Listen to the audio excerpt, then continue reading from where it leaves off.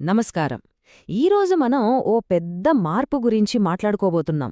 భారతదేశ గ్రామీణ ఉపాధి వ్యవస్థ రూపురేఖలనే మార్చేబోయే మార్పది.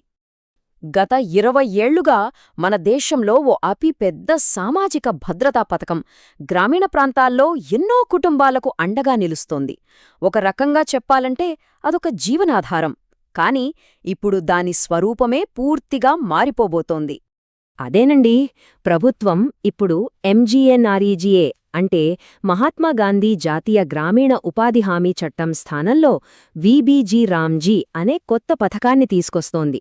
దీని పూర్తి రూపం Viksit Bharat guarantee for Rozgar and Ajeevika mission అన్నమాట. ఈ మార్పు ఇప్పుడు పెద్ద చర్చే రేపుతోంది. కొందరు ఇదొక మంచి అప్గ్రేడ్ అంటున్నారు, మరికొందరు ఒక హక్కును కాలరాస్తున్నారని వాదిస్తున్నారు. ఇంతకీ అసలు ఏం మారుతోంది? వివరంగా చూద్దాం పదండి. సరే, ముందుగా కాగితంపై ఏం మార్పులు చేస్తున్నారో చూద్దాం. ఈ మార్పులు ప్రధానంగా 2 విషయాల్లో ఉన్నాయి. ఒకటి, పని దినాలు. 2, ఆ పనికి డబ్బులు ఎవరు చెల్లిస్తారనే దాంట్లో. ఈ కొత్త బిల్లులో ఓ మంచి విషయమేంటంటే, హామీ ఇచ్చిన పని దినాలను 100 నుంచి 125కు పెంచుతున్నారు. ఇది మంచి విషయమే. కానీ అసలు చిక్కంతా నిధుల దగ్గరే ఉంది. ఎందుకంటే కేంద్రం తన వాటాను తగ్గించేస్తుండగా రాష్ట్రాల మీద భారం అమాంతం పెరిగిపోతోంది. ఇప్పటిదాకా చూస్తే వేతనాల ఖర్చు 100% కేంద్ర ప్రభుత్వమే భరించేది. కాని ఇప్పుడలా కాదు. మొత్తం ఖర్చులో రాష్ట్రాలు కూడా 40% వాటా భరించాలి. ఆలోచించండి, ఇది రాష్ట్రాల బడ్జెట్లపై ఎంత పెద్ద ప్రభావం చూపిస్తుందో. అందుకే విమర్శకులేమంటున్నారంటే, ఈ మార్పుతో ఒక రాష్ట్రం మీద పడే భారం ఏకంగా 430% పెరుగుతుందని. ఎలాగంటే, ఇంతకుముందు రాష్ట్రాలు కేవలం మెటీరియల్ ఖర్చులో కొద్ది భాగం భరిస్తే సరిపోయేది. కాని ఇప్పుడో వేతనాలు, మెటీరియల్ రెండింటిలోనూ 40% వాటా పెట్టాలి. ఇది మామూలు విషయం కాదు. సరే, ఈ డబ్బుల విషయం పక్కన పెడదాం.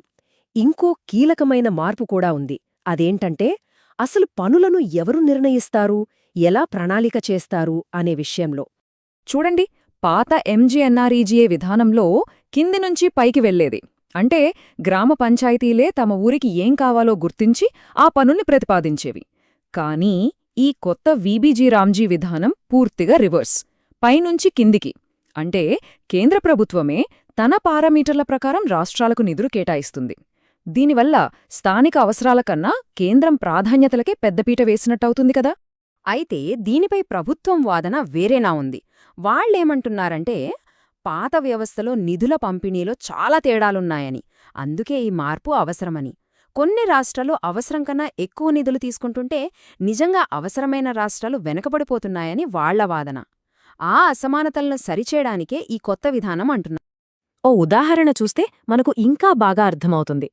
దేశంలోని మొత్తం పేదల్లో కేవలం 1% ఉన్న ఓ రాష్ట్రానికి మొత్తం నిధుల్లో ఏకంగా 17% వెళ్లాయట.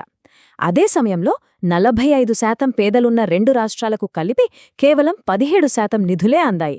చూసారా ఎంత తేడా ఉందో? ఇలాంటి అసమానతల వల్లే వనరులు దుర్వినియోగమవుతున్నాయని ప్రభుత్వం చెబుతోంది. సరే, ఇవన్నీ ఒకెత్తైతే అందరికీ కొట్టొచ్చినట్టు కనిపిస్తున్న వివాదం మాత్రం పేరు మార్పు గురించే. ప్రతిపక్షం ఏమంటోందంటే, మహాత్మాగాంధీకి గ్రామీణ పేదల గురించి స్పష్టమైన విజన్ ఉంది. అందుకే ఆ పేరు పెట్టారు. 20 ఏళ్లుగా జనాల నోళ్లలో నానిన ఆ పేరును ఇప్పుడు మార్చాల్సిన అవసరమేమొచ్చింది అని సూటిగా ప్రశ్నిస్తున్నారు. కాని దీనికి ప్రభుత్వం మద్దతుదారుల వాదన మరోలా ఉంది.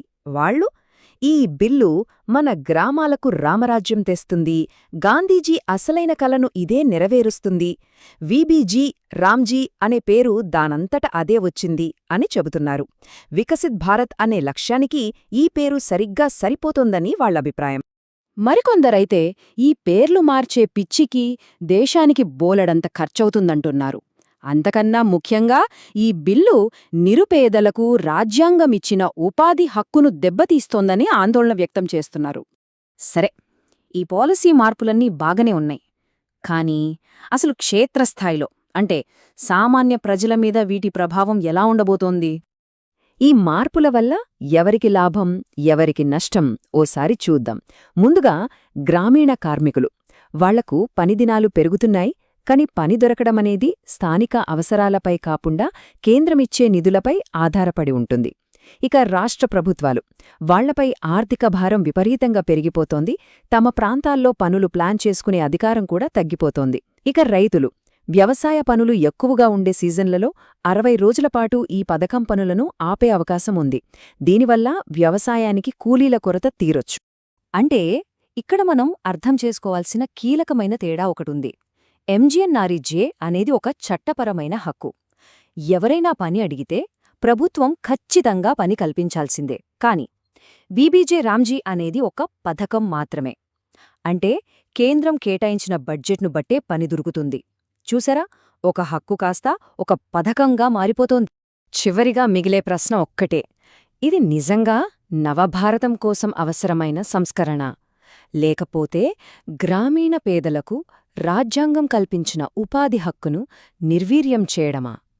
భారతదేశ గ్రామీణ భవిష్యత్తు ఈ ప్రశ్నకు దొరికే సమాధానంపైనే ఆధారపడి ఉంది.